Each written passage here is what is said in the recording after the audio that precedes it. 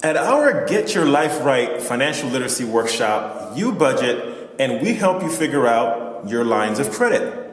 Hey, a line of credit is a beautiful thing because it can give you cash in a pinch. It's not like a credit card where you usually have to use the card itself for the transaction. You could transfer the money out of a line of credit, put it into your bank account. Now, lines of credit have variable interest rates, like credit cards though. So if you don't have one that is giving you a good rate, you're gonna be a little bit out of sorts for using that. However, good lines of credit, especially ones associated with your home, have longer payment terms, and that's better than the credit cards could do.